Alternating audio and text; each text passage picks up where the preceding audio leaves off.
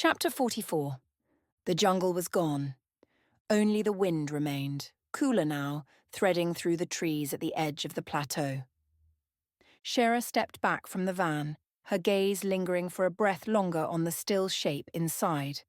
The blanket had shifted slightly in the breeze, but there was no illusion of movement beneath it. The body it held was beyond such things. She hadn't cried. Not yet. The grief was too large, too heavy to spill over in tears.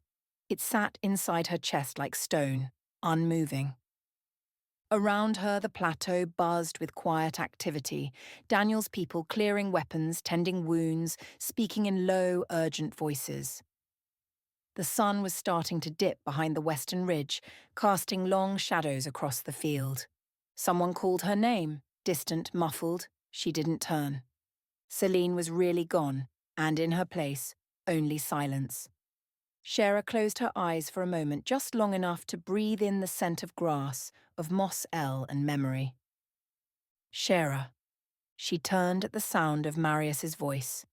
He was walking toward her, having just broken away from a brief exchange with Daniel. "Is he leaving?"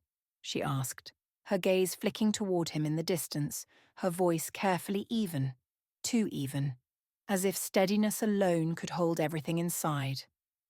"They're sweeping the city," Marius replied. "What's left of Kronos' forces? The Ashari took heavy losses tonight and Daniel wants to press the advantage. It'll carry weight with the council." Shera nodded faintly, already turning to go. "Not tonight," Marius said softly, reaching out to stop her.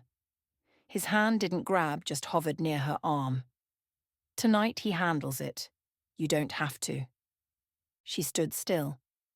"Your part is done," he added, "isn't it?" She didn't answer, not with words, just the barest shift in her shoulders as she turned away. Yes, the fight was over. Kronos was dead. The revenge she'd spent centuries chasing was complete, but she didn't feel free. "I've sent people to retrieve Kronos' body," Marius added. "I'll feel better once we have it. No chances." There was a long pause. Then Shera said quietly, "You loved her, didn't you?" The question wasn't planned, but it didn't surprise her. "Yes," he said simply. She hesitated. Her voice dropped.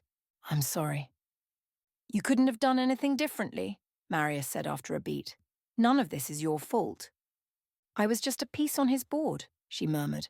"A puppet. He controlled everything, every move. I thought I was free." "No puppet kills its creator," Marius said softly. She turned her face away, tears stinging the edges of her eyes. "And all of it," she whispered, "for a lie, for a power that doesn't even exist."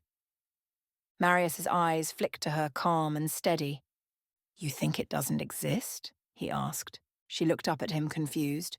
"What do you mean?" "The power is real, Shera," Marius said. "Not in the way Kronos believed, not as magic or invincibility, but as something far more bigger and deeper. For centuries, vampires have been willing to kill, betray, and destroy to chase it.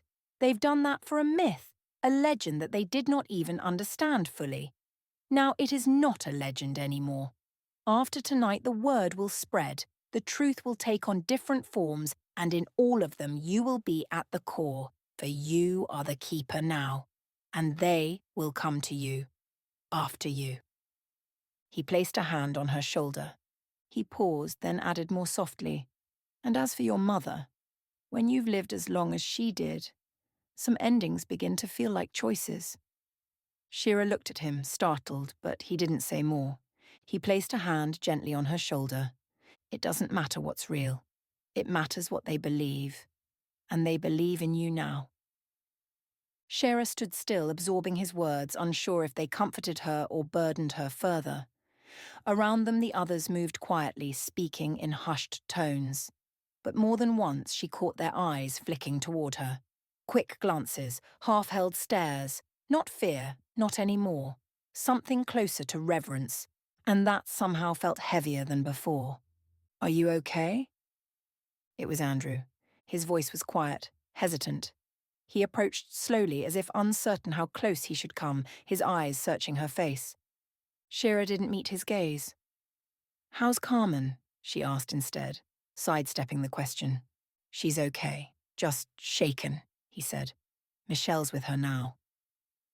A pause stretched between them, filled with things neither of them could quite say yet. Then Shira drew a breath, steadying herself. "Come on, I'll drive you home," she said. "Your mother must be worried sick." Andrew glanced over at Marius, who stood a short distance away, watching the horizon where the first hints of dawn were softening the jagged ruins in gold and grey. "What happens now?" Andrew asked. Marius didn't look at him right away. When he finally spoke, his voice was low. "We continue to fight. As final this might seem, I fear it is only the beginning."